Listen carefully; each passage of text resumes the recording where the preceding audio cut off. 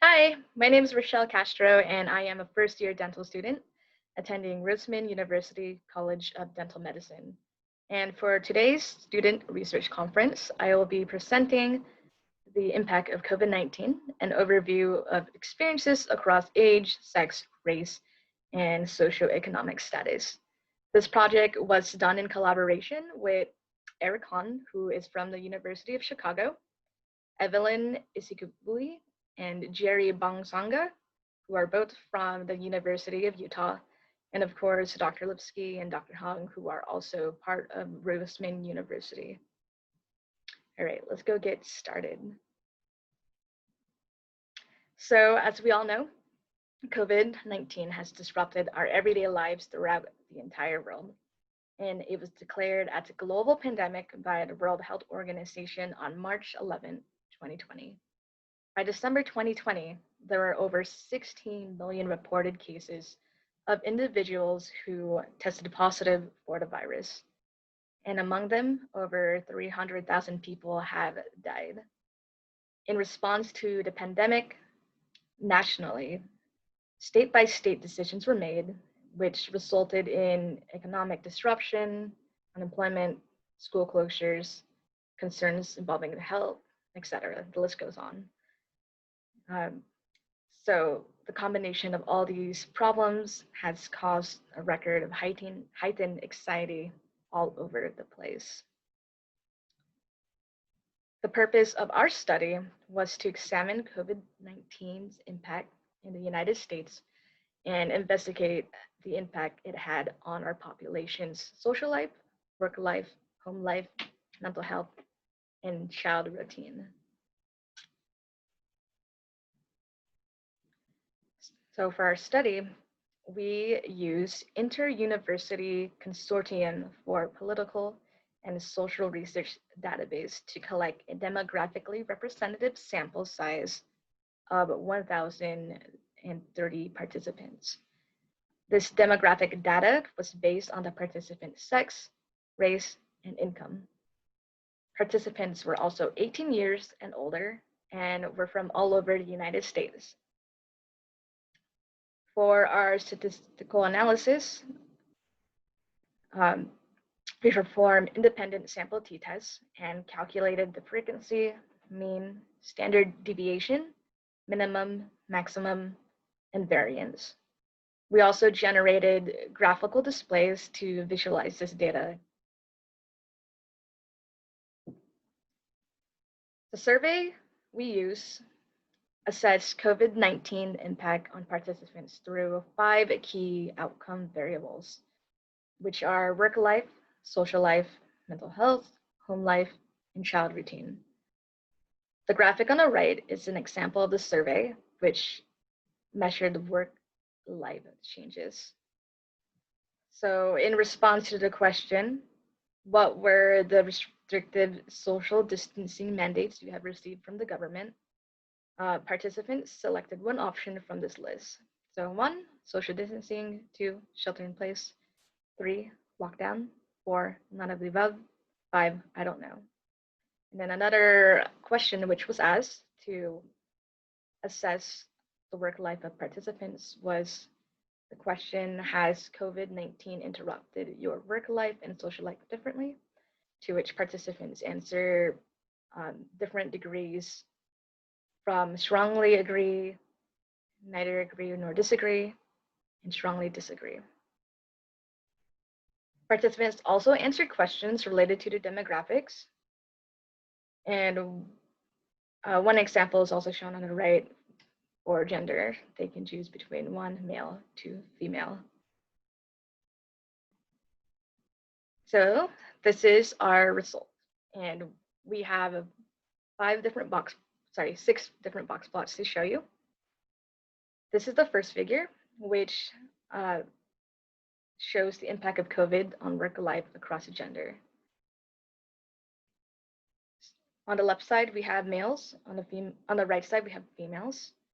And this is the key representing each different work life that was assessed, which changed as a result of the pandemic.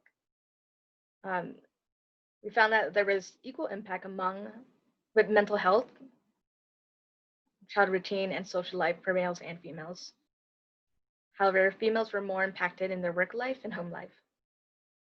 Among all five factors, mental health was impacted the most. This next figure shows the impact of COVID among those who worked and who did not work prior the pandemic.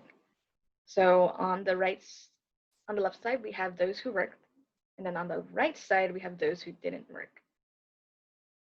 Among participants who worked and who didn't work before the pandemic, there was equal impact among social life, home life, and mental health.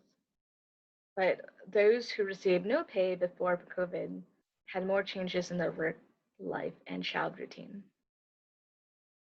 This next figure shows the impact of COVID across racial groups, which were divided into whites, blacks or African Americans, Asians, American Indian or Alaskan Native or Native Hawaiian or Pacific Islander, other, and mixed. Across racial ethnicities, mixed and Black or African American had the most impact on mental health.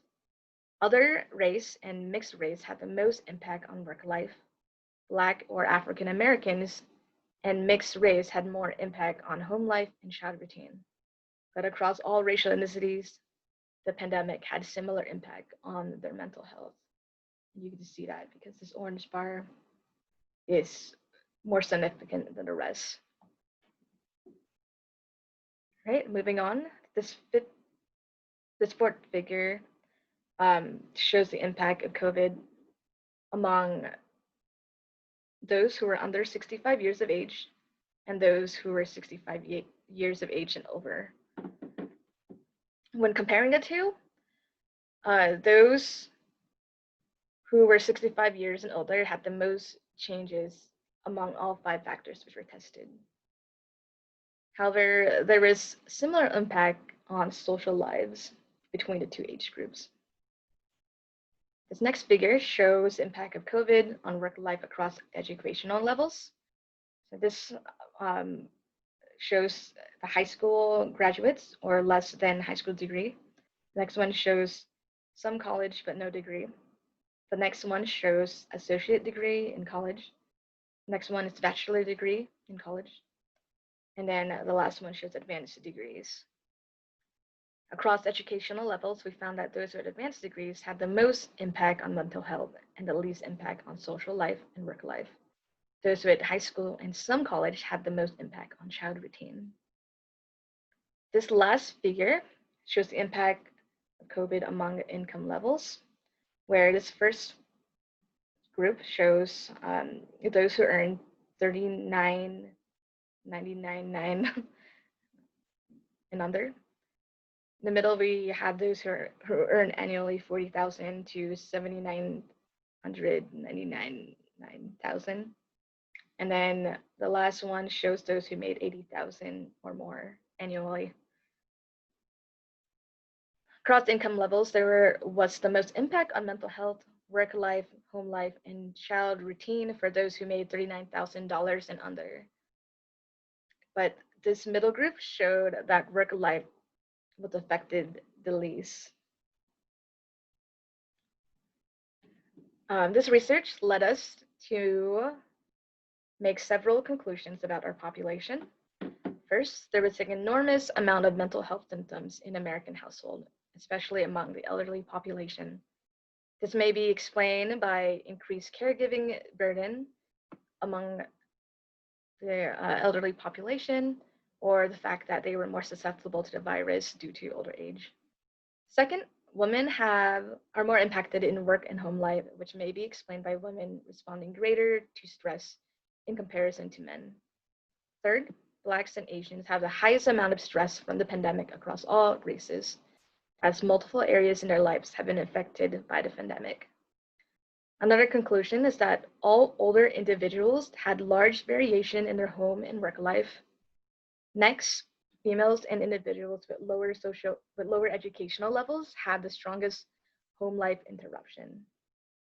Lastly, there was an increased child care burden on the parents in lower socioeconomic status. The study has revealed some very interesting aspects in our population. First, it highlights the vulnerability of the United States populations during the pandemic, and because of such,